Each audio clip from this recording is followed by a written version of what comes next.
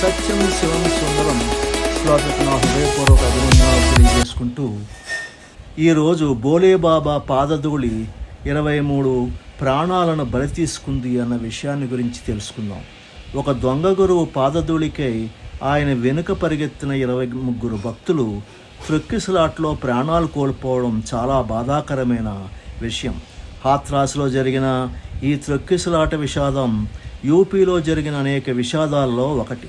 పులేరి గ్రామంలో జరిగిన ఈ త్రొక్కిసలాటలో నారాయణ్ సాకార్ హరిగా పిలువబడే బోలేబాబా నిర్వహించిన ఆధ్యాత్మిక సత్సంగంలో ఈ సంఘటన జరిగింది.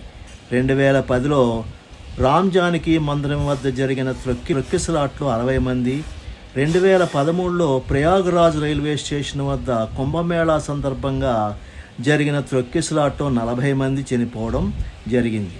2016లో అక్టోబర్ 15న వారణాసిలోని రాజ్ఘాట్ గంగా బ్రిడ్జి వద్ద జరిగిన త్రొక్కిసలాట్లో 25 మంది చనిపోయారు.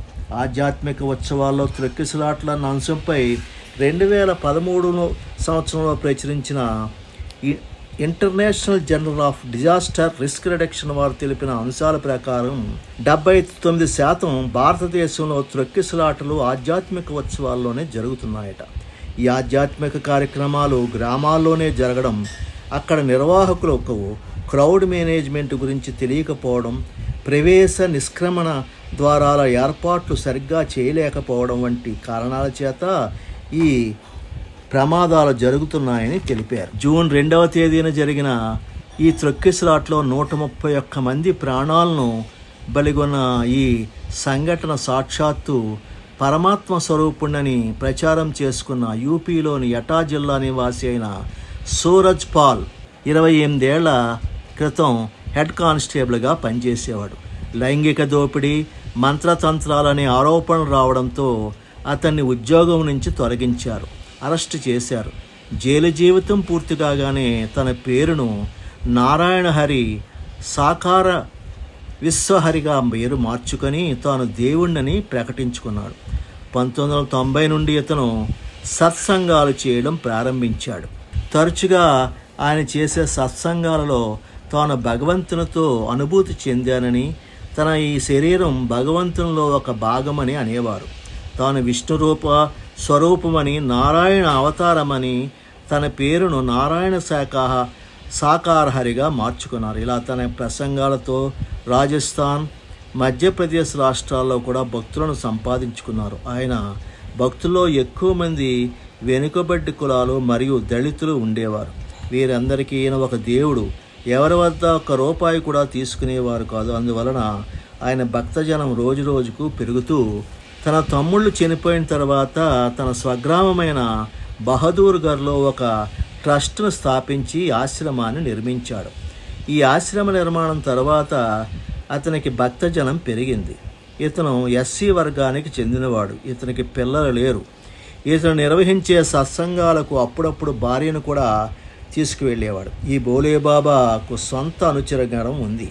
అనుచరులే ఈ సత్సంగాల నిర్వహణ బాధ్యతలు తీసుకునేవారు.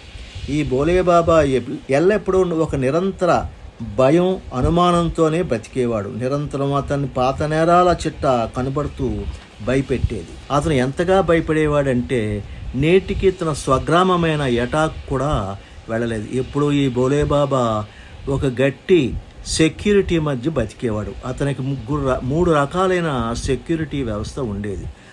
ఒక వ్యవస్థలో వారు ఊదా రంగు యూనిఫారంతో నారాయణ సేన అనేవారు. 2వ వర్గం బ్రౌన్ రంగు స్పోర్ట్స్ టోపీలతో హరివాహకులని పిలువబడేవారు. నల్లని డ్రెస్తో గరుడ యోధులు 24/7 ఈయన తన రక్షణకై ఉండేవారు. ఇలాంటి పటిష్టమైన బందోబస్తులకు కూడా ఎవరికి ఈ ఆశ్రమంలో తెలియని ఒక రహస్య ప్రదేశంలో ఈయన ఉండేవారు. తను ఎక్కువగా నమ్మే 7 మాత్రమే ఈయన గదిలోకి ప్రవేశం ఉండేది. రాత్రి 8 గంటల తరువాత ఎవరిని కలవడానికి నిరాకరించేవాడు. భూమి ఆక్రమణ వంటి పలు కేసులు ఆయనపై ఉన్నప్పటికీ ఇప్పటి వరకు బోలేబాబాను పోలీసులు ఎవరూ అరెస్టు చేయలేదు. వేల కొద్దీ జనాలతో కోవిడ్-19 సమయంలో కూడా సత్సంగాలు నిర్వహించినప్పటికీ పోలీసులు అడ్డుకోలేదు. మెయిన్పురిలోనున్న ఒక గేటెడ్ ఆశ్రమంలో ప్రతిరోజు భోలేబాబా దర్శనానికి 10,000 మంది వస్తారట. వారు ఆయన ఆశీర్వచనం తీసుకొనడానికి ఎంతమంది ప్రతిరోజు రావడం గొప్ప విశేషం. కొంతమంది రోజుల తరబడి ఆ ఆశ్రమంలో ఉంటారు. వారందరికీ వసతి సదుపాయాలు, సేవాదారులు అనబడే ఈయన శిష్యులు చూస్తారు. ఈ సత్సంగాల్లో ప్రసాదాలు ఏమీ ఇవ్వరు. వీరి వద్ద నుండి డొనేషన్లు కూడా తీసుకోరు. అయితే మరి ఈ ఆశ్రమ నిర్వహణకు అయ్యే ఖర్చులు, భోలేబాబా గారికి ఉన్న విలాసవంతమైన కార్లు, ఆశ్రమంలోని ఏసీలు, ఆయన కూడబెట్టిన ఆస్తులు ఎలా వచ్చాయో ఎవరికీ ఇప్పటికీ తెలియదు. భోలేబాబాను నమ్మిన భక్తులు ఆయన పాదధూళిని పవిత్రంగా భావించి తిలకధారణ చేసుకుంటారు. ఆ పాదధూళిని వారు రాజ్ అని అంటారు. ఈ పాదధూళి గురించే ఆయన వెనుకబడిన 123 ప్రాణాలు కోల్పోయారు. భారతదేశంలో ఈ బాబాలకు కొదవలేదు. ఆధ్యాత్మిక ముసుగులో ప్రజలను మోసం చేస్తూ అనేక మంది బాబాలు తిరుగుతూ ఉన్నారు. గుర్మీత్ రామ్, రహీం సింగ్, ఆశారాం బాపు, రాంపాల్, సోరాబాబా, ఇలాంటి వారు దేశంలో ఎందరో ఉన్నారు. ఇలాంటి నకిలీ బాబాలను పోలీసులు, రాజకీయ నాయకులు ఎందుకు ప్రోత్సహిస్తున్నారు? వారి వలన ప్రజలకు జరుగుతున్న నష్టం ఎంతో ఉంది. శ్రీ వివేకానందుడు భారతీయులను ఉద్దేశించి ఇలా అన్నాడు: మీ మూఢనమ్మకాలను ముందు వదిలించుకోండి, ధైర్యంగా ఉండండి, సత్యాన్ని తెలుసుకోమని చెప్పాడు.